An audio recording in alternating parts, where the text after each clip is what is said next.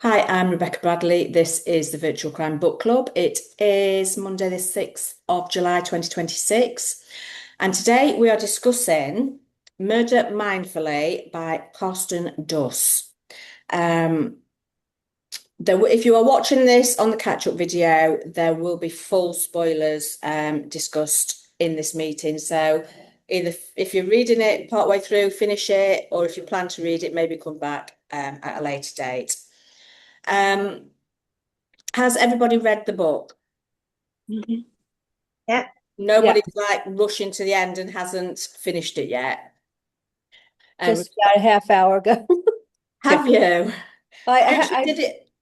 I found it hard to read because I was falling asleep, reading it at night and falling asleep. So I finished it by audiobook today, which I liked it better. I did the audio book, and I liked the way it came across on the audio. Um, and for a change, I actually read it at the beginning of the month rather than leaving it to the last minute, which I normally do.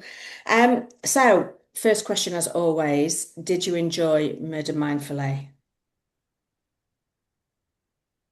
I did. I thought it was great. I really enjoyed it. Shell, was that you? It was, yes, Your yeah. video has disappeared. I don't know whether you've done that on purpose. Oh It's fine if it is. Oh, there you go. no, sorry, I'm not very. Oh, all right, okay. Yeah, I really enjoyed it. I thought it was really funny and clever, and I liked it very much. And Ellen, you enjoyed it as well. Yes, yes, I did.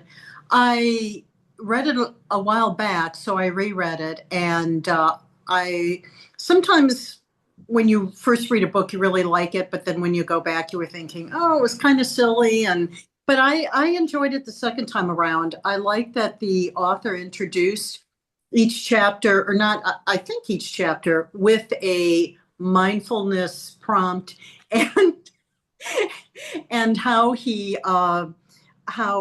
Demel or Bourne, however, uh, interpreted his mindfulness advice. And having been a student of mindfulness, I found it real helpful in my personal life, although I haven't gone on to murder anybody yet. Not that you're telling us anyway. Right, right. But and so I enjoyed it. That's interesting coming from that you've actually been a student of mindfulness. Did you recognize the way the author wrote it? Yes, and I was so enamored with his coach that I actually did Google him to see if he was a real person and he had a book. But no, it was all invented for the story. Yeah. So What did you enjoy about it, Cheryl? Well, I thought it was really funny, and I also liked some of the quotes, but I did find some of the mindfulness things to seem quite selfish. It was all very much I do what I want, and I'm not bothered about anybody else. But I just thought it was so funny, and the way it started, and he eventually became the boss. I thought it was great. I really I liked the whole style of it. It was very different. Mm, So it was, yeah, very, very entertaining. Great characters as well. yes, yeah. Did anybody else enjoy it, or are we on the fence? Or did anybody dislike it?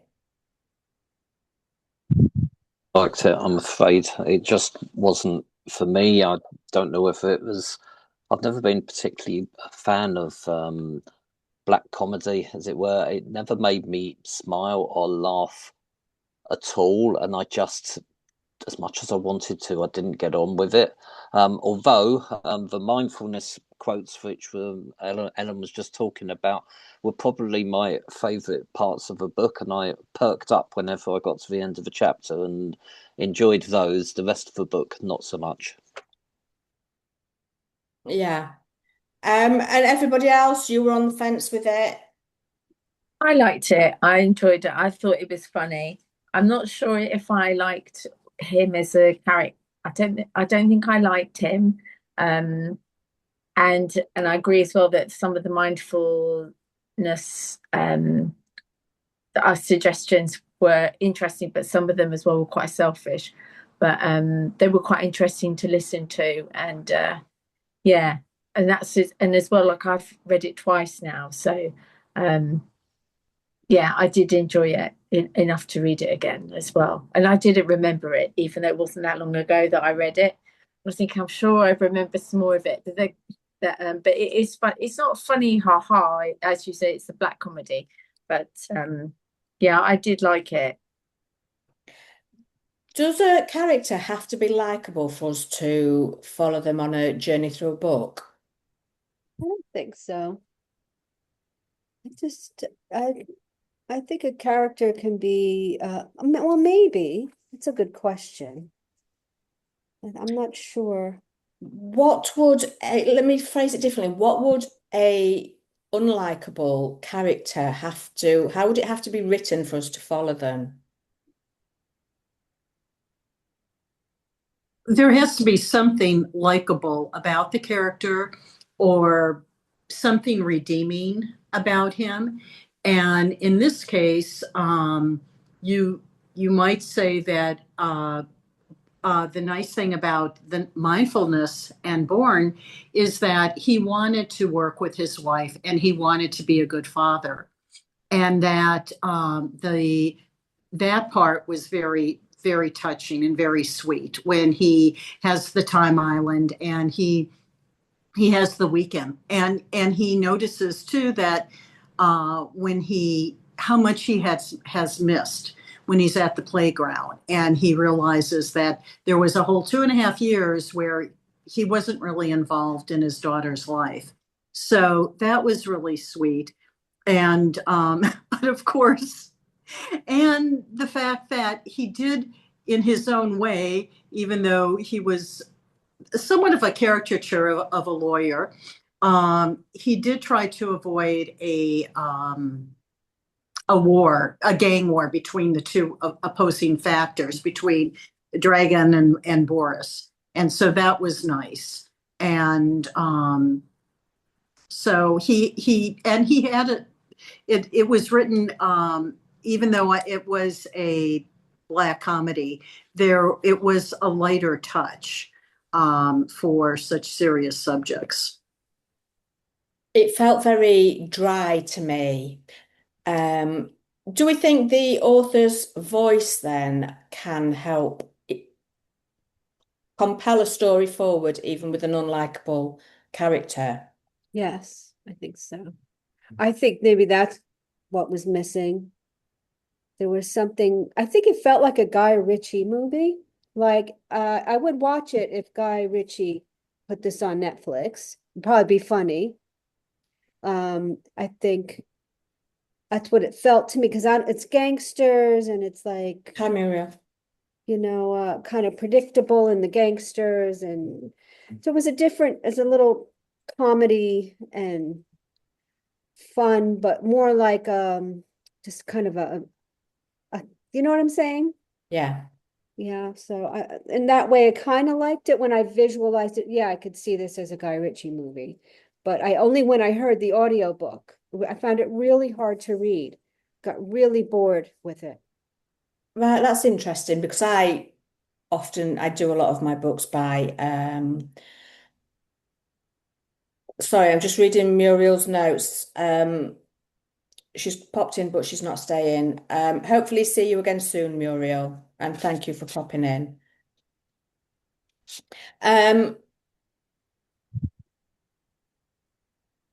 Murder Mindfully is actually a Netflix series, so I've added it to my planner just to check out how they do it on the screen.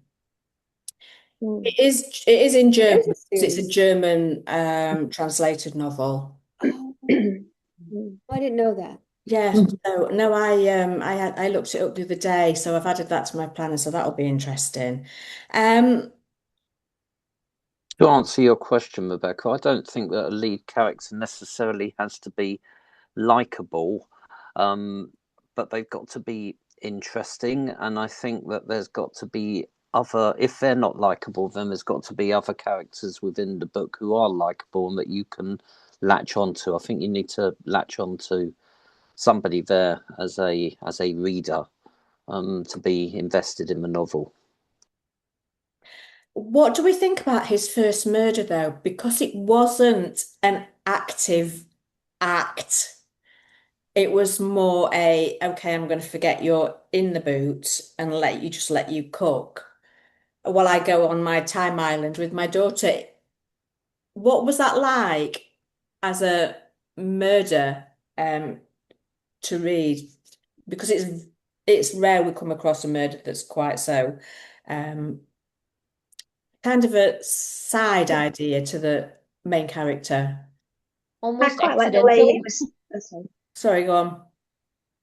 Divya, what were you saying? Oh, I was saying that it was almost like accidental.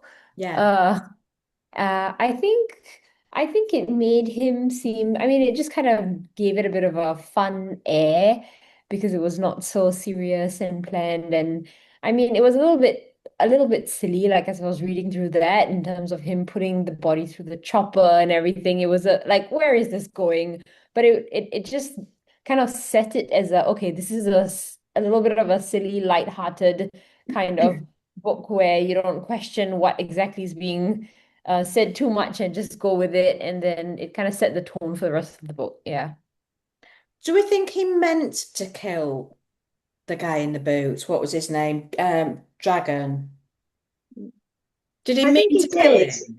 I think he did, but I think it was then that we began to realize that he was going to take this mindfulness thing literally, rather than using it in the way it was meant to be used. I think it was at that point we realized that he was going to not take it out of context, but he was just going to follow it to the letter, which we saw him do for the rest of the book. Really, it set it up for the how he was going to interpret these mindfulness hints, which he really, he really took so literally. It was that's what made me laugh, I think, and I think it's then that we began to see how he was going to use the book.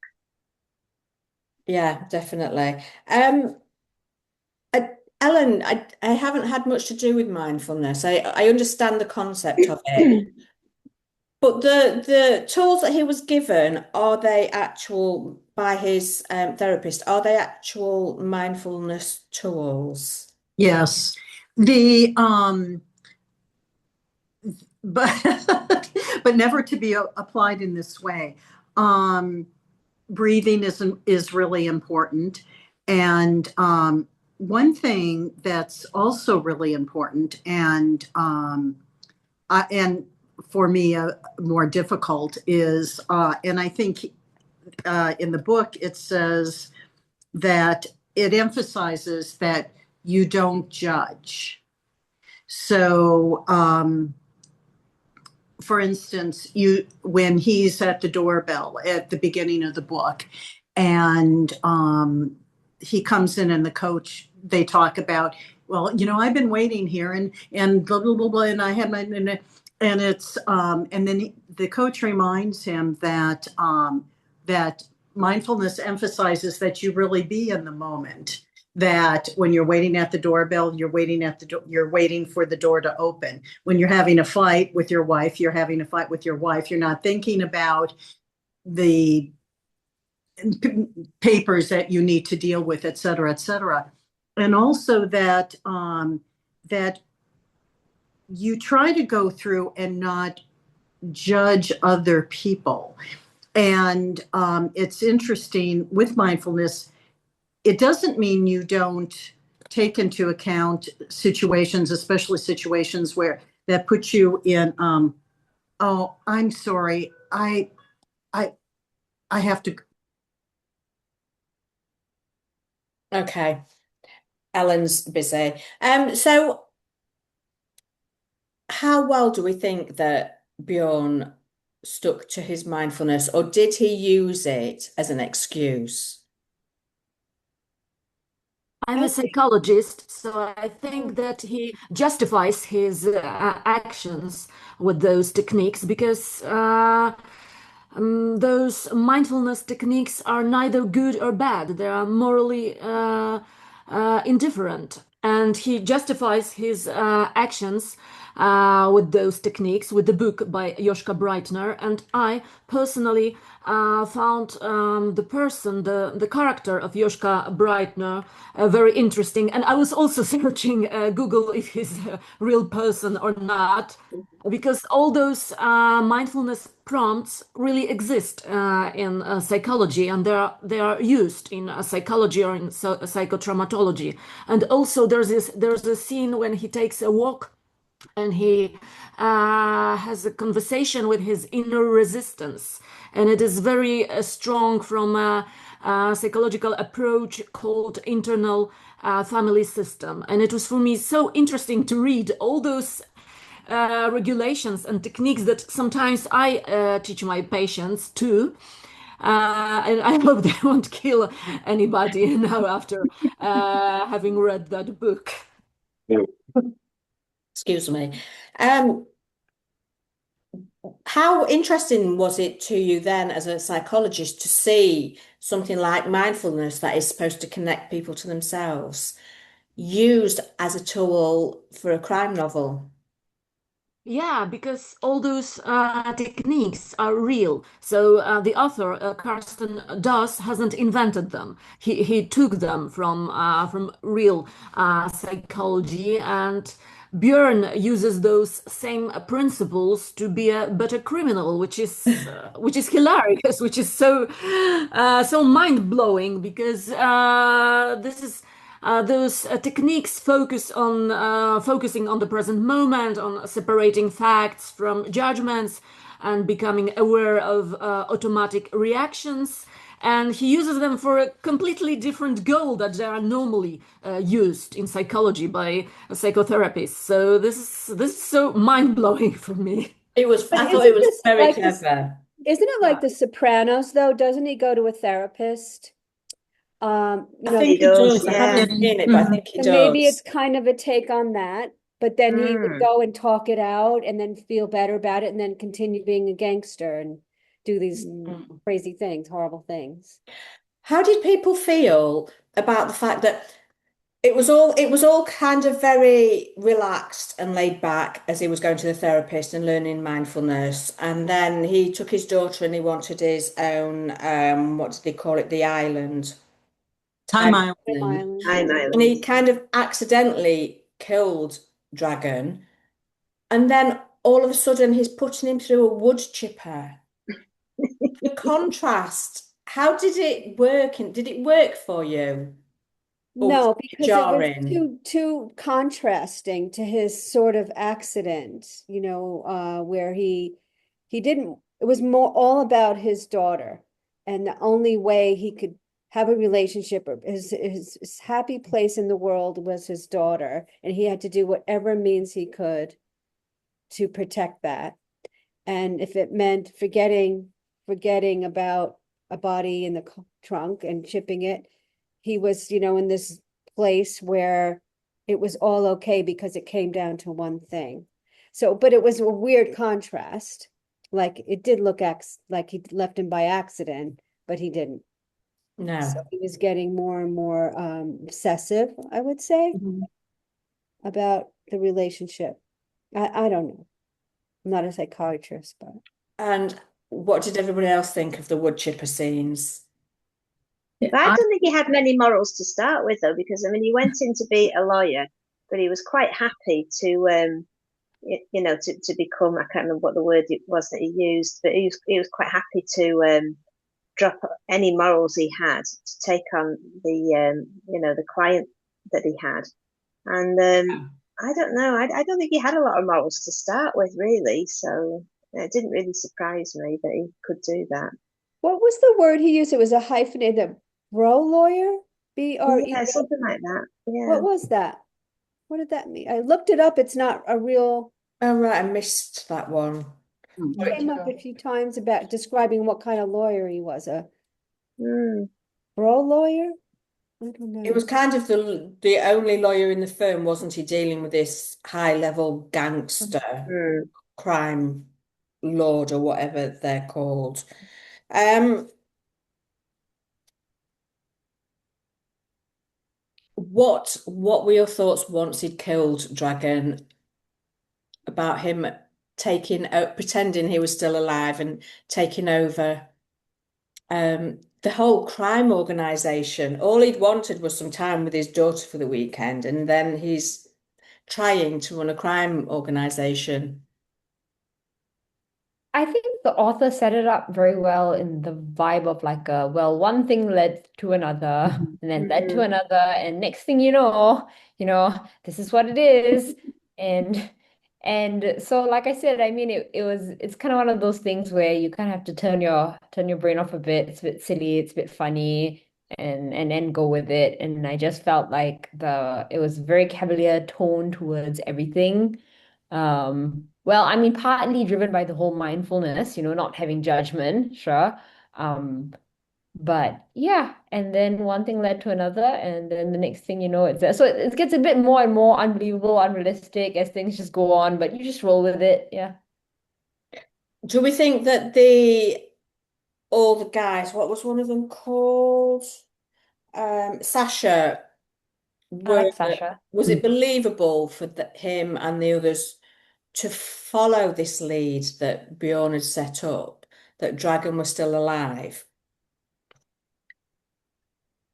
I mean, I think that's one thing I stopped doing from the start, which is to ask whether something is believable, you Mm. know? And once I did that, then it just made the book more, yeah, I'm just going with it. Yeah. Yeah, yeah. Yeah, I think once he's put him through the wood chipper, accidentally killing him in the boot is one thing, but Yeah. putting him through the wood chipper. What Yeah, because happened? I don't think he started out, meaning to become the main boss. I think he did just one thing led to another, to another, to another, and he just kept seeing another opportunity. And I think it's one of those things. It's a bit like a Coen. It reminded me of a Coen brothers film, especially with the wood chipper with Fargo, and Mm. you have to just go with it really, and not try and make it be realistic.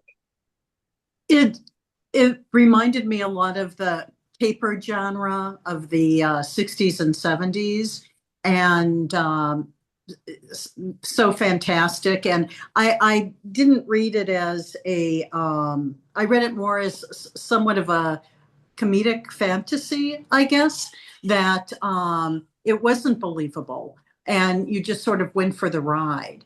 And, and just, and thought about how some of the things that happen in life, how we are drawn into situations, and 5 years later you say, now how did I get into this? So when he starts off as a lawyer, he loved the law, and he wanted to be successful, and this happened and that happened, and the firm had this niche where they didn't want to dirty their hands, and so but they had clients, legitimate clients, who had to work with, ran across Dragon in their work, and or in their business.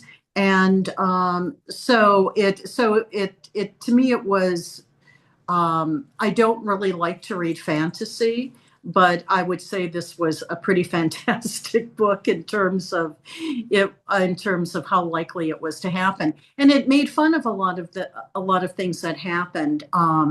I thought it was hysterical about how they wanted to get Emily into a preschool and what you had to do. And so here he is, if he becomes the head of this organized crime ring, and he suddenly sees, oh, I can solve this other problem with my wife and my daughter. And so yeah, I thought he was really creative in how he joined each of the action points together to make it cohesive. Yeah, that was funny with they all needed spots for their kids in this school brothel. And he So just got funny. he got Anyway. into trouble with his his wife about it as well, because their daughter got rejected because of his association with the company who were buying out um who were running the Tires. nursery, wasn't it? Oh yeah. But I love the scene where they were all sat round having their meeting, and he got them to sit on the little chairs, and they had was it fish finger sandwiches or something? I Yeah, can't Yeah. yeah. remember. It was something like that. I really liked it. And then he got them all to sit in certain way. So they read the instructions to the person on their left or whatever. He was starting to, I think he really enjoyed that. And if this is the beginning, as it sounds in like the beginning of a series, I think that that character's starting to really enjoy the power and playing around with the power from that moment on as well, planning how they're going to be giving instructions to each other as well. I was going to say I enjoyed that scene around the table when he was getting them to sell the business and how the price kept going down every time one of them opened their mouths. Yeah, I did enjoy that. One of the words Ellen said that I picked up on was um, how believable or not that the book was. But we read a lot of crime, and it made me think about the more serious ones, the crime thrillers where they're running around the country, across different countries, and they're being chased and they're having shootouts in the middle of the street.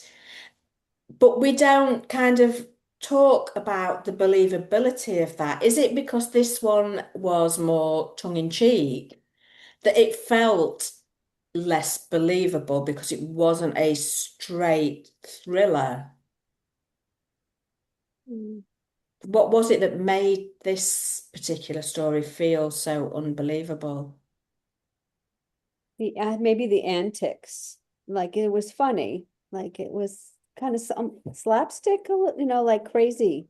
And like I could picture it as a Coen Brothers movie or a Guy Ritchie movie. It was slick and funny. Well, I don't know about slick, but funny. And it's not, a realistic, trying to be serious gangster movie. So maybe that. Yeah, it didn't take itself too seriously, so you didn't take it too seriously. And I too felt like I could already imagine it being on screen. And then later, by the end of the book, I read that the author was a screenwriter. So Oh, right. I wonder if he wrote the script then. Oh, I didn't know that. No, I didn't know he was a screenwriter. he was so I think the back of my ebook said that he was a screenwriter and now he was moving to writing novels. Yeah. Right. It is a series as well. There is, but I don't know whether only the second book has been translated. I think there's about 4 or 5 in Oh German. wow. Oh, I didn't know that. Mm, Hmm. yeah. Um, what about pacing? Because there was a lot going on. Did it did it keep your attention throughout? Was there anything else you wanted to see, or would you rather, or anything else you would have rather him done or been forced into? Mm. No. Does anyone, did Sasha know that he killed Dragon, or did he also believe that he was still alive and hiding? I think Sasha knew. I I think at the don't. end there was a hint that there was some knowledge, wasn't there? I think so because when they were doing that scene where they were in the children's chairs, and he actually told a lie that he'd spoken to him Yes, he that did. morning, and so I Mhm. think from that point on, I think he knew really, although he didn't say. So why would he do something like that? Is Bjorn a easier boss to work for? Or does he think he couldn't manipulate him easier than Dragon? I think Sasha said, right, that whatever Bjorn is doing now is working better for everyone and it's better than having going out killing and starting a gang war. And I guess for Sasha he even gets his school, it's in the right direction, so better to just go with the flow. I mean, that Yes. was bizarre to have a gangster have an education degree. Mm. Yes, what was his degree in? Like education, I Oh, think. Oh, it was he right, ended yeah, up sorry, doing, because he was yeah. taking on the school, wasn't he? Yep, Mm. yep. That was funny. Yeah. I Um, think if you imagined him as a character, I was trying to imagine what he looked like. I could picture an education graduate. Well, and you can see the casting because the Netflix is available in the US, and I've watched the first season. The second book has also been serialized on Netflix and is available at least in the States. I was surprised. I didn't like the Bourne character at first, and but as time went on, it wasn't the way I had visualized him, and but it made more sense as time went on. And for Sasha, it's really interesting because their backstories. Sasha had come from Bulgaria and lived in Germany, and it seemed like, this is what people do. You want to you immigrate, you have to find work, you wind up doing things that you didn't think you would, but you would prefer to have a normal life. And and he was really excited when to volunteer to become a specialist as the education specialist for the crime gang. So how faithful was the adaptation to the book? it was very faithful. Uh, you lose a little bit, well, maybe a lot of the mindfulness, and but other than that, I think they did a good job, and that may have been because the writer was a script writer, and so when he wrote it, he could visualize. Mm. He was probably hoping it would become, he would be able to do that, and I. So it was pretty faithful. I look forward Dubbed or to trying that. subtitled? Or It is. is it dubbed? I think Netflix give you Yeah. the option of dubbed or Yeah. subtitled. Mhm. And I thought if I watched it, I would be able to pronounce their names, but it went so fast, and it would be interesting if someone who is German who would watch it, because when you watch something in another language and that language, they leave out so much and they change things. And so that's what I noticed, that there were parts that I know that's the interpreter did not do a direct translation of what they were actually saying. So, but it was a lot of fun. The When he goes to visit Igor is it Igor? No, no, Boris in the restaurant. That they translated Bourne's thought about what he thought of the food, but they didn't do as good of a job as in the book, where he explains it in more detail about why he doesn't like Russian food. And and in the book, he talks about the sequence of doing where he and his coach ate an apple slice. And of course, that's not in the televised series. That part is gone. I will check that out fairly soon while the book is reasonably fresh in my mind, just because it'd be interesting to compare. Um, were we satisfied by the ending? I can't remember it. What happened? This is why I should leave it until the last minute to read it, because I think at the end he just put Boris in the boot and said he would take him to yes. meet Dragon very soon. So he got rid of both of them in the end. I like that. I thought it was very, very good. It's funny. Well, it's sort of a cliffhanger in that, but Boris is still alive at the end. So he hasn't quite met the fate of Dragon, whatever his name was. A bit like Schrodinger's cat, where is he still alive in the boot or is he dead in the boot? And we'll find out in Yeah. the book. Mm. I started reading the next book because I felt like it was such a cliffhanger, but I actually, both were ebooks. I didn't get through it. So I'm wondering whether, even though the genre was, as in it's a specific genre and type of writing and type of style of this whole lighthearted but dark, whatever, going on. And I wonder if there's only maybe so much that can get my attention because the second book is written very much like the first one. And so after the first couple of chapters, I somehow lost interest. Yeah. I'm not sure I would read another one. Although I loved it, I'm not sure how much how much you could go on with the same Yeah. things. Yeah, I agree with that. I did have it on my list to read, but now Divya said that, I can Oh see how no. that would, no, I can see how that would work. I've done the same. What was the cold Nordic book we read? And I said, oh, I'm definitely Oh, the second one. Oh, the And R I oh yeah. only got murders. halfway through Oh, it. The R murders. Yes. Yeah, yeah, yeah. I also thought I would be reading all the sequels, and then I lost the plot.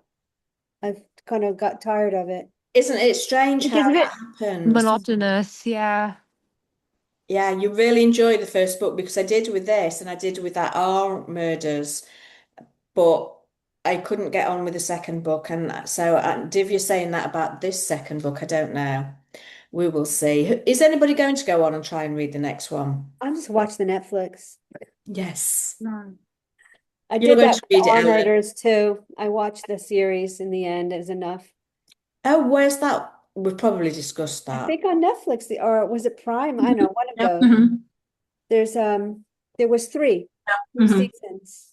Right, I will make a note to look that up.